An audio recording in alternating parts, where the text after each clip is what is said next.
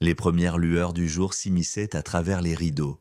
Minchol remua légèrement, encore alourdi par le sommeil. Il cligna des yeux à plusieurs reprises, émergeant lentement d'un rêve sans forme, puis tendit le bras vers son téléphone posé sur la table de chevet. Je suis crevé, dit-il. Sa voix était rauque, à peine audible. Il leva l'écran vers ses yeux encore flous. 7h20 était indiqué sur son téléphone. Une grimace se dessina sur son visage. Je crois même pas que mon alarme ait sonné. Mais bon, je suis réveillé, pensa-t-il.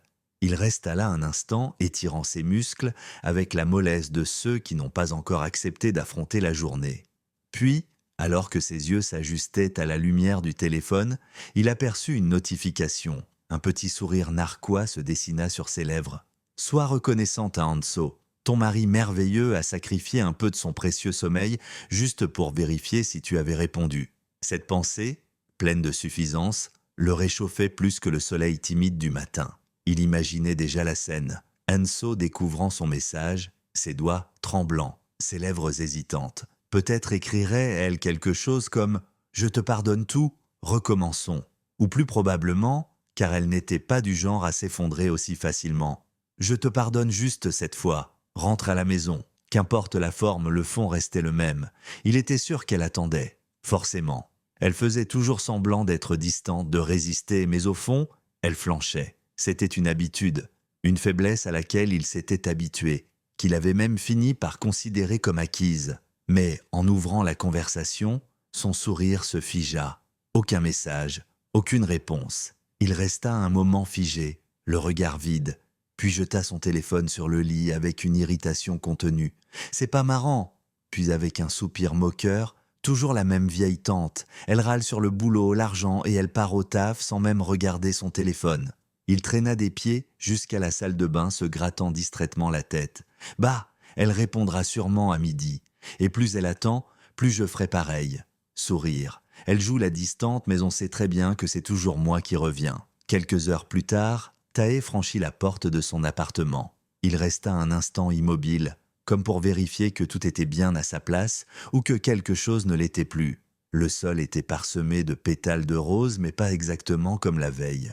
Il le sentit immédiatement car chaque détail était gravé dans sa mémoire. Sur la petite table de verre, tout semblait en ordre. La boîte de pansement, le paquet de cigarettes à moitié vide, le briquet bleu, mais tout avait été déplacé. Il le savait. Et il sourit. Il était affalé sur le canapé, un livre ouvert sur les genoux, lorsque Jay entra. Son visage était marqué de bleu-violet et de cicatrices fraîches. « On dirait que t'as bien profité de tes vacances », lui lança Tae avec détachement. « T'as pris cher ?» Il le scruta un moment, sans compassion excessive. « Qu'est-ce qui s'est passé ?» Tabassé à cause d'un triangle amoureux qui me concernait même pas. Sans doute un retour de karma, j'imagine.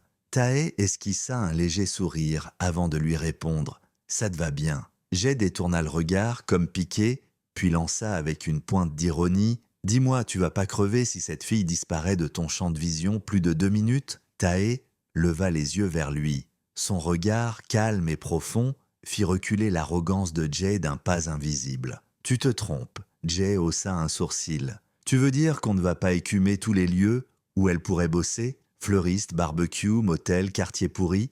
T'as déjà tout fait. » Tae se contenta de répondre tranquillement. « Je ne vais pas voir Sue. » Assise dans le petit magasin de fleurs, Sue arrangeait discrètement des tulipes. Ses mains suivaient un rythme habituel, automatique, mais son esprit était ailleurs. Elle regarda son téléphone posé à côté d'elle, hésita, puis le reposa dans un soupir. Elle ne savait plus quoi faire. Ses pensées retournèrent à ce matin-là. Elle s'était réveillée dans les bras de Tae, sentant la chaleur de son corps, l'odeur ténue de sa peau. Il était déjà éveillé, la regardait silencieux, ses doigts caressant doucement sa joue. Elle avait murmuré « Dors encore ». Mais il avait seulement souri. Elle s'était levée, avait attrapé ses vêtements, les avait enfilés à la hâte. « Désolé, je vais au travail, rendors-toi un peu. » Il lui demanda d'un air suppliant. « Tu peux pas rester ?» Elle avait souri doucement. « Non, j'ai déjà raté le boulot hier. La prochaine fois, je te fais le petit-déj. » Promis. Assise à son bureau, une tulipe rouge entre les doigts, elle se remémora cette scène. Le lit défait, ses jambes encore tremblantes. Elle sourit faiblement. « Il a dû être surpris. J'ai promis un petit déjeuner et je l'ai traîné au lit. Elle saisit son téléphone, tapota. Désolé, la prochaine fois, je te ferai vraiment le petit déjeuner. Elle s'arrêta, mais finit par tout supprimer. Si j'envoie ça, il va croire que je veux recoucher avec lui, non? Mais au fond d'elle, elle savait déjà. Elle attendait. Même après avoir dit « ce n'est que physique », il revenait, toujours, occupait ses nuits, prenait toute la place, et à chaque regard échangé, elle le voulait un peu plus. C'est ça, l'attachement physique, se demanda-t-elle. On n'est pas des amants, juste des corps qui se retrouvent encore, et pourtant, à chaque fois, j'ai envie de lui. Elle soupira. J'avais juré de ne jamais m'attacher, mais si ça continue comme ça, si on couche encore avant même de sortir ensemble, comment les choses vont-elles se terminer? Elle baissa les yeux sur l'écran éteint. Tu finiras par te lasser, pas vrai? C'est ce que je voulais, non? Que tu partes. Elle se leva, reprit son travail, entre les bouquets, les cartons, les vases, mais sans cesse, ses yeux revenaient à ce téléphone muet. C'est étrange, il n'a pas répondu. Elle le prit dans ses mains. Tae, tu fais quoi? Dans son bureau, Minchol fixait lui aussi son téléphone. Toujours rien. Il le prit, vérifia encore, toujours pas de message. Un collègue passa derrière lui. T'attends quelqu'un, Minchol? Quoi? Bah, t'as pas décollé les yeux de ton écran de toute la matinée. On dirait que t'as été victime d'une arnaque. Il grogna, jeta un regard agacé, attrapa sa veste. Rien à voir. Occupe-toi de tes affaires. À l'extérieur, 2 collègues fumaient près de l'entrée, plaisantant bruyamment. Franchement, j'admirais juste une jolie silhouette, c'est tout. Et c'est reparti. Une femme passait à côté, un soda à la main. Elle serra les dents en entendant leurs remarques.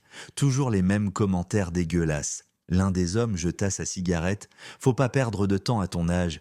Faut se caser avec une fille au bien, par une bonne présentation. Alors tu vas m'en présenter une, chef? Jamais. Pas dans mon cercle. Un autre homme s'approcha. Il y a plein d'options dans la boîte. Tu te souviens de la femme qui est venue voir Minchol l'autre jour? Celle qu'il a dit être de sa famille? Ouais, très mignonne, bien foutue, parfaite pour Kyung-wan. Minchol arriva à ce moment-là, cigarette entre les doigts. Tiens, le voilà. Minchol, tu te souviens de cette fille? Qui? Celle que t'as dit être de ta famille. Minchol s'arrêta un instant, ne répondit pas. Le silence s'installa. Si elle est célibataire, présente-la à Kyung-wan, hein? Elle était vraiment canon. Impossible de détourner le regard. Kyung-wan rougit.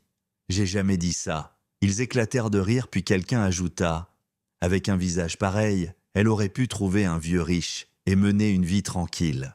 Minchol resta appuyé contre le mur. Il fuma en silence. Un mince sourire étira ses lèvres, mais son esprit était déjà loin, bien plus loin que leur plaisanterie.